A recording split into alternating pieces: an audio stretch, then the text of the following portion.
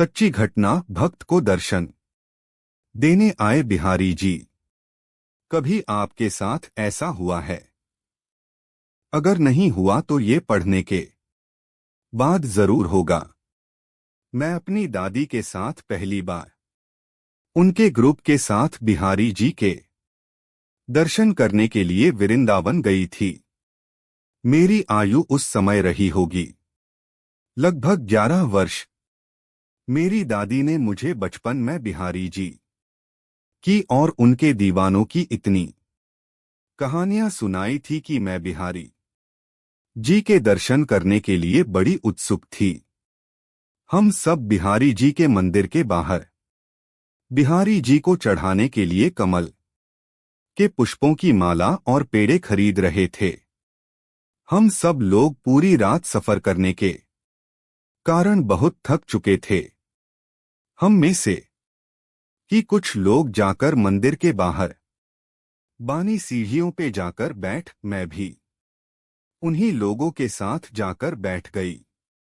अभी मुझे बैठे कुछ ही देर हुई थी और मुझे ऐसा लगा कि मेरे पास से कोई तेजी से भागकर मंदिर के प्रवेश द्वार तक गया और अंतर्ध्यान हो गया हो। जब मैंने उसकी तरफ देखा तो मुझे ऐसा लगा कि क्या मैं उससे जानती हूं? कहीं ये वो तो नहीं जिनके बारे में मैंने बचपन से दादी के मुख से कथाएं सुनी है। मुझे पता है कि वो कैसे चलता है, कैसा दिखता है। पहली ही बार में ऐसा लगा कि मेरा रोम रोम पुलकित हो उठा। मैंने अपने साथ ऐसा होते हुए पहले कभी नहीं देखा था। मैं उसी वक्त उठकर अपनी दादी के पास गई और मैंने उनसे बोला कि दादी दादी अभी मैंने बाके बिहारी जी को मंदिर के अंदर प्रवेश करते हुए देखा है। दादी ने मुझे तुरंत सबके सामने डांटते हुए बोला कि तू पागल हो चुकी है क्या लड़की, ऐसा कुछ नहीं होता जैसा तू सोच रही है। मैं जाकर अपनी जगह पर वापस बैठ गई। मुझे इस बात का दुख नहीं था कि मुझे दादी ने सबके सामने डांट लगाई। मुझे दुख तो इस बात का था कि जिनके मुंह से मैं बचपन से बाके बिहारी की कहानियां सुनती आ रही थी, वो कह रहा है कि ऐसा कुछ नहीं होता। यदि ऐसा कुछ नहीं होता तो हम यहां क्या करने आए हैं? खैर, अब हम सब लोग मंदिर के अंदर बिहारी जी के दर्शन के लिए जा रहा थे, लेकिन मुझे अभी भी वही सुगंध महसूस हो रही थी, परंतु मुझे वह सुगंध केवल वही तक महसूस हो रही थी जहां पर जा कर बिहारी जी अंतर्ध्यान हुए थे। मैं बार बार मंदिर से बाहर निकल के उसी जगह पर जा रही थी सुगंध महसूस करने लिए। मैंने यह काम 3 बार किया।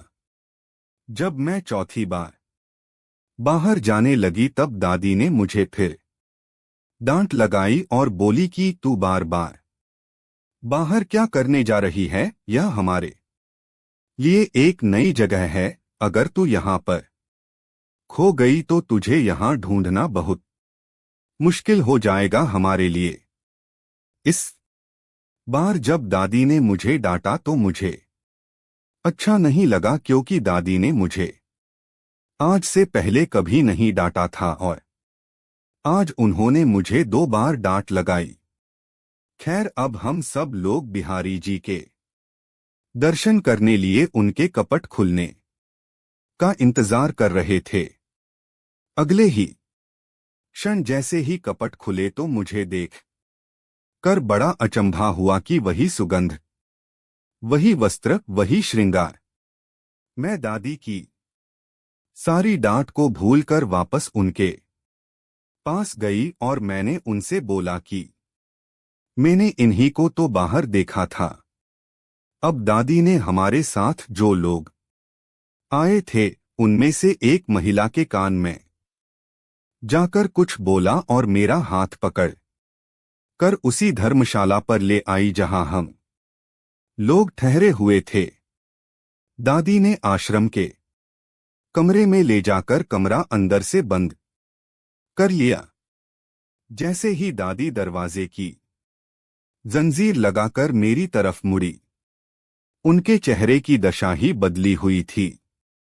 उन्होंने मुझे तुरंत अपने गले से लगा लिया और हम पता नहीं उसी तरह से कितनी देर तक खड़े रहे। मुझे अभी भी उन्हें व्यवहार कुछ समझ नहीं आ रहा था।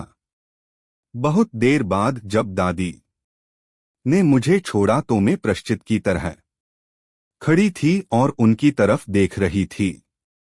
जब दादी ने थोड़ी देर बाद अपना मौन तोड़ा तब वो बोली कि पगली, तुझे अभी भी नहीं समझ आया? तेरे पे बांके बिहारी की कृपा हो गई जो तूने अपनी 11 वर्ष की आयु में पा लिया है।